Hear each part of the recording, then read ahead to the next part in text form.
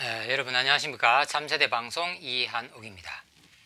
오늘 자중학, 자기집중학, 자중학 이야기 8번째 시간으로 이어갑니다.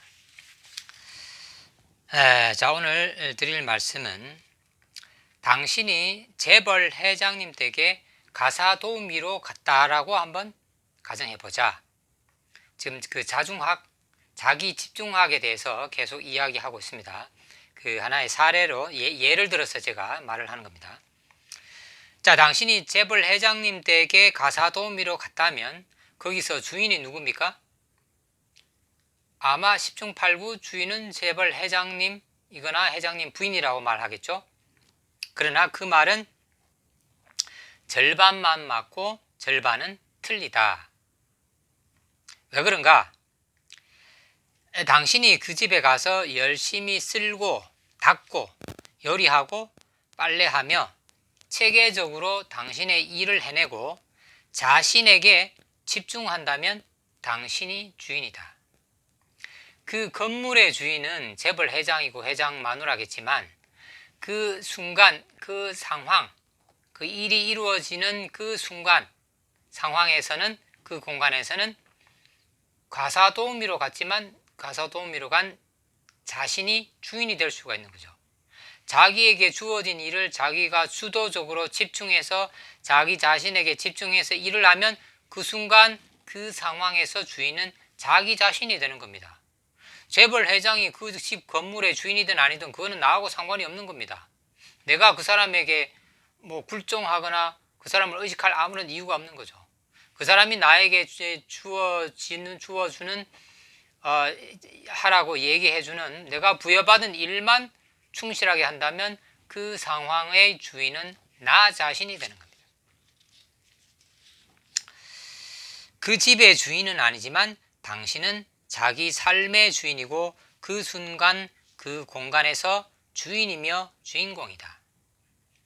당신은 결코 천한 위치에 있는 사람도 아니고 회장님, 사모님과 비교해서 열등하다는 생각을 한순간도 할 필요가 없는 건강한 직업인이다. 그게 당연한 거 아닙니까?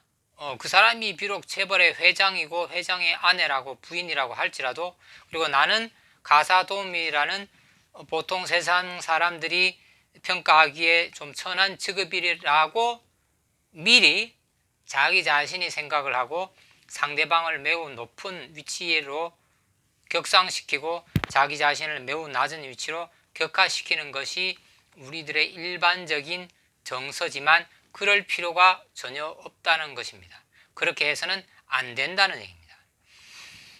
자기에게 주어진 일만 철저히 하고 그 일에 집중하고 자기 자신에게 집중한다면 그 순간의 주인은 자기 자신이 된다.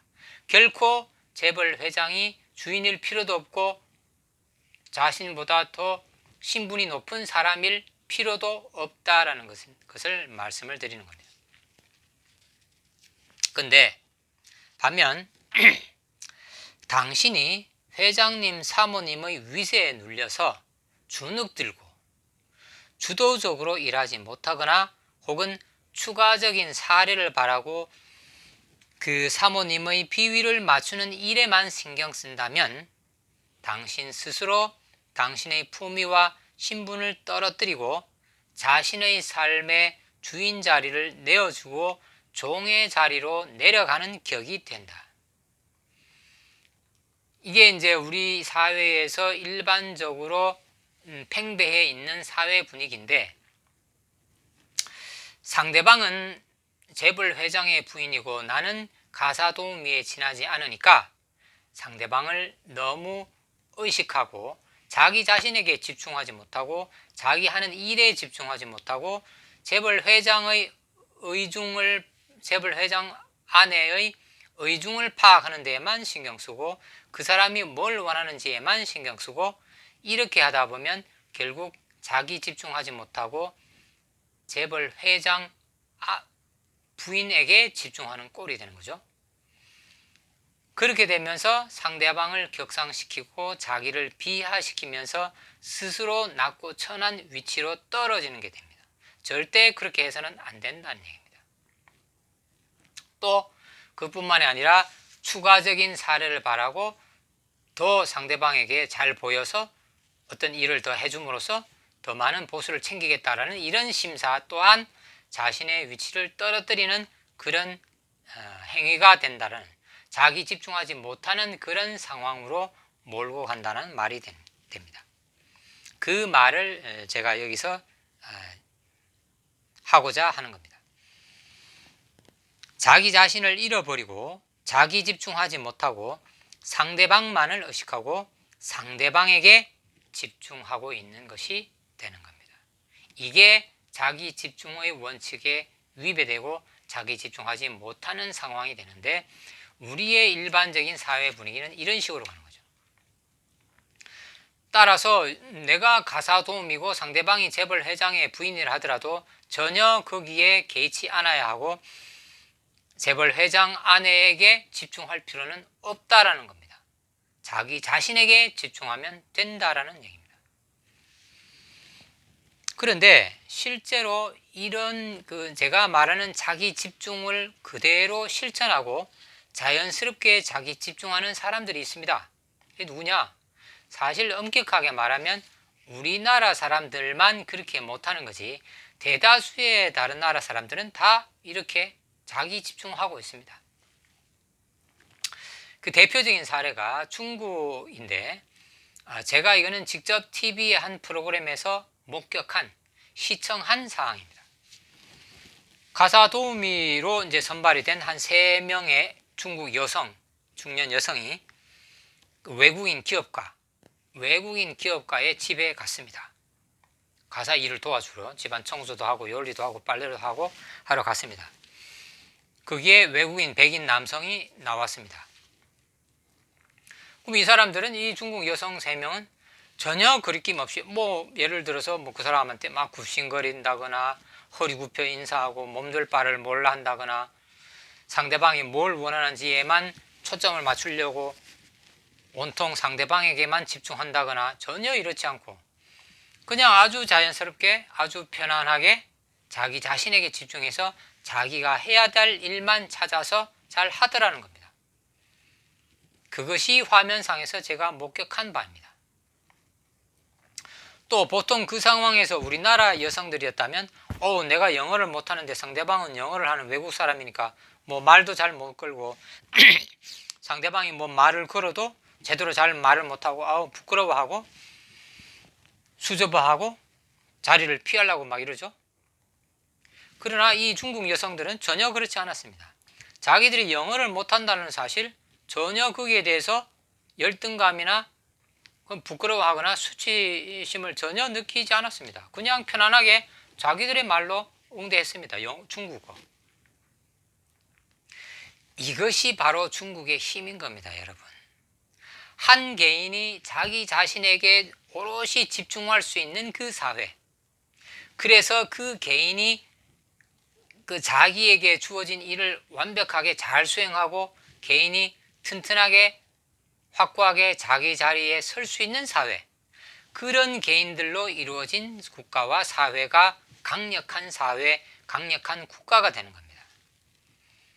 제가 깨달은 이치입니다. 그게 중국의 힘입니다.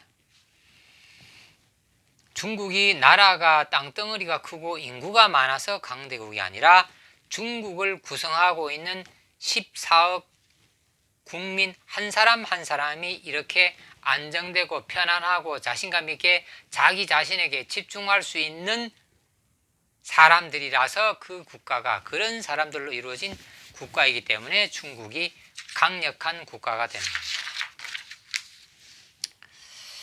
그래서 그들은, 그 3명의 중국 여성은 표정, 자세, 거동 등은 전혀 거리낌이 없고 잘 사는 외국인 가정에 집안일을 도와주러 갔지만 신분의 차이, 빈부의 차이에서 위축될 만한데도 전혀 그렇지가 않았다.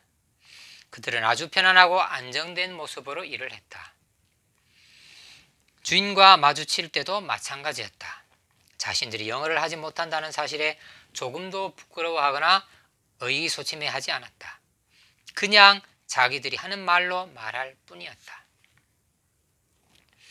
다시 말해 아주 자연스럽게 또 아주 철저하게 자기 자신에게 집중하고 있었다. 그런 상대에게는 돈 많고 지위가 높은 외국인도 함부로 하지 못하게 된다. 중국 사람들이 보통 지저분하다라고 알려져 있음에도 불구하고 많은 사람들이 중국을 찾고 중국 사람들을 업신여기지 못하는 이유가 여기에 있습니다. 그들의 행색이 좀 지저분하고 나무하다 할지라도 그들이 자기 자신에게 집중하고 있는 한 그들을 바라보는 외부인이 그들을 함부로 평가하고 폄하하지 못하는 겁니다. 그게 세상의 이치입니다.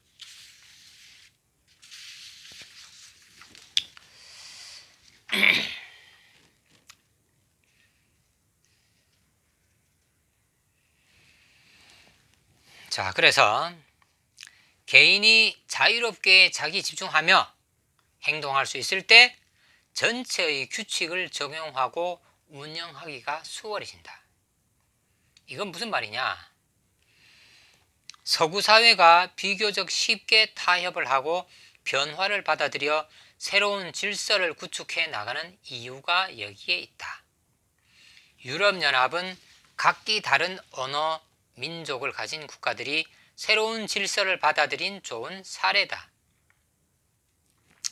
반면 개인이 자유롭지 못하고 자기 집중하지 못하는 사회는 반드시 계급과 권위가 작동하고 있는 경우라서 변화와 혁신을 꾀하기가 어렵다. 계급적 우위에 선 사람은 새로운 질서가 반가울 리가 없기 때문이다. 자, 그래서 이게 무슨 말이냐? 개인이 자유롭게 자기 집중하며 행동할 수 있는 사회라는 것은 평등한 사회라는 겁니다. 권위가 없고 계급이 없는 사회라는 겁니다. 각 개인이 누구나 자유롭게 의사소통하고 누구나 자유롭게 자기의 권익을 주장할 수 있는 사회라는 얘기입니다. 특수계층, 소외 예외 계층이 없는 사회라는 얘기입니다. 그럼 이런 사회에는 전체의 규칙을 적용하고 운영하기가 수월해지죠. 그런데 개인이 자기 집중하지 못하고 자유롭게 행동할 수 없는 사회라는 것은 불평등한 사회, 계급이 있는 사회, 권위가 존재하는 사회라는 겁니다. 그러면 그런 사회에 전체의 질서를 적용하려고 하면 반드시 권위적이고 계급이 있는 사람이 반발을 하게 되죠. 왜? 나는 계급이 있고 권위가 있는데 나보다 하등하고 나보다 밑에 있고 나보다 못한 사람들에게 적용되는 질서와 규칙이 나에게도 적용이 된다면 그 사람들은 당연히 자기에게 불이익이 되니까 반대하겠죠. 나는 예외야. 나에게 그 질서를 적용하려 하지 마. 너들은 60km로 달려도 나는 급하면 80km, 100km로 달릴 수 있어. 나는 권력자야. 왜 그 규칙을 나에게 적용해? 이런 예외 계층, 특수 계층이 생긴다는 거죠. 이런 예외 계층이 있는 사회는 반드시 전체적인 질서와 규칙을 적용하기가 어렵죠. 그래서 질서가 문란해지고 그 사회 구성원들이 자신도 예외 계층, 특수 계층이 되고 싶으니까 자꾸만 권력을 추종하게 되는 겁니다. 또한 유럽연합은 여러분 보십시오.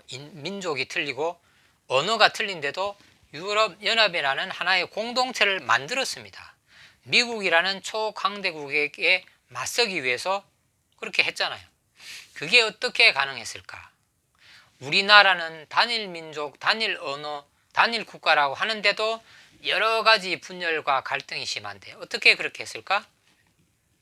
그게 권위가 없고 계급이 없고 모든 개인이 평등하게 자기 의견을 말하고 자기 자신에게 집중할 수 있는 그런 사회이기 때문에 공동체 전체의 이익을 위해서 새로운 질서를 만들자라고 했을 때 누구나 반대하지 않고 거부하지 않고 그 질서를 받아들일 수가 있는 겁니다. 그렇지 않고 특수계층, 예외계층, 계급계층, 권위적인 계층이 있으면 그 사람들 입장에서는 새로운 질서를 만들어내면 내 밥그릇이 줄어들고 내 권력을 뺏기게 되니까 반대하겠죠. 그러니까 새로운 질서, 새로운 체제 실시하기가 어려운 겁니다. 여러분 생각해 보십시오.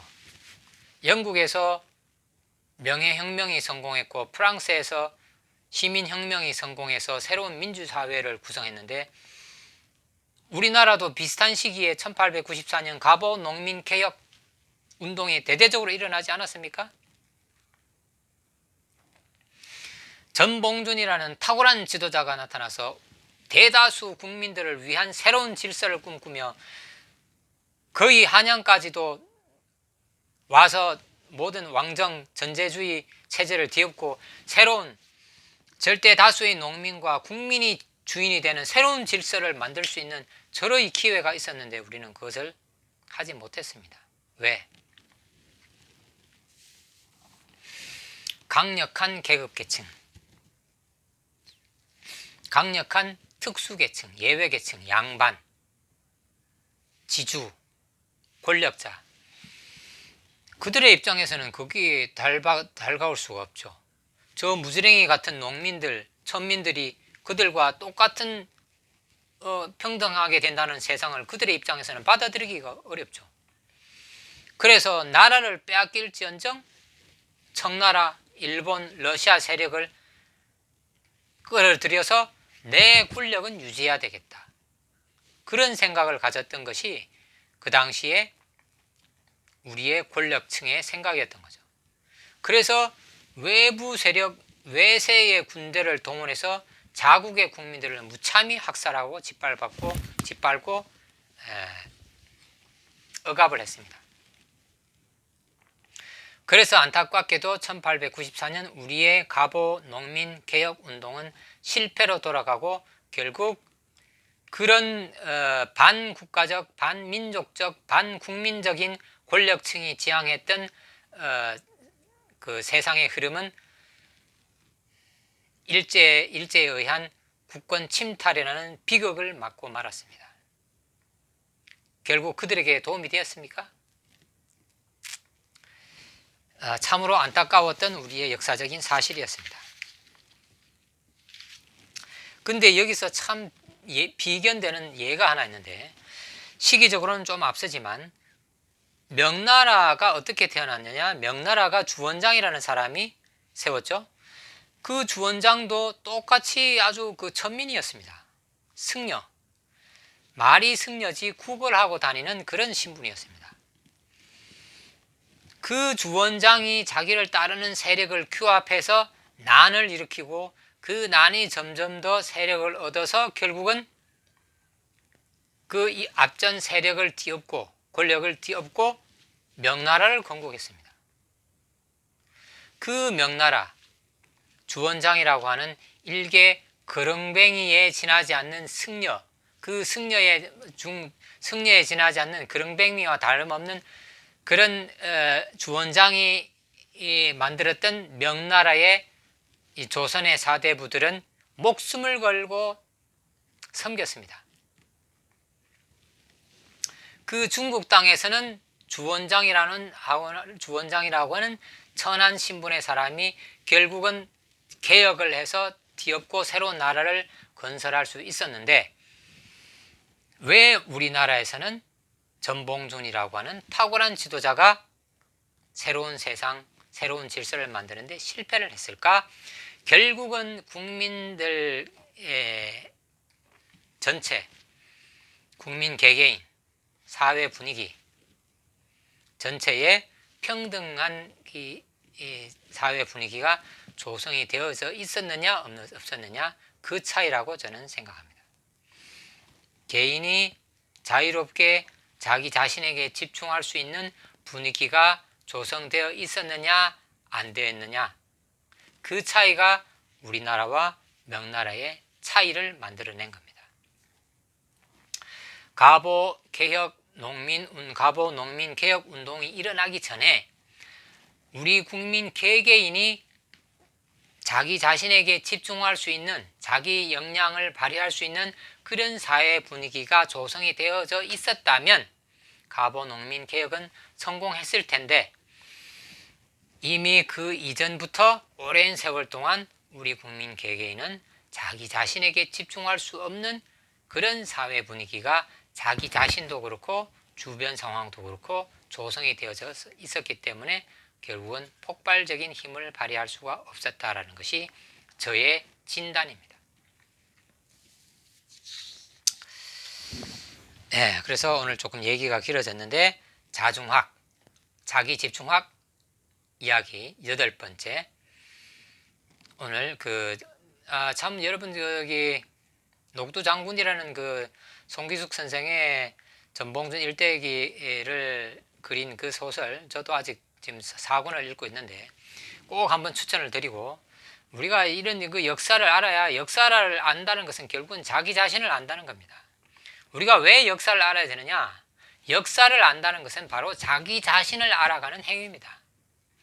내가 어떻게 지금의 이 자리에 있는가, 어떻게 지금의 이 모습으로 이렇게 서 있는가, 이런 형태를 띠는가, 이런 생각을 가지고 이런 경향을 취하고 있는가를 알아가는 과정이 결국 역사를 읽는 것이라고 저는 생각합니다.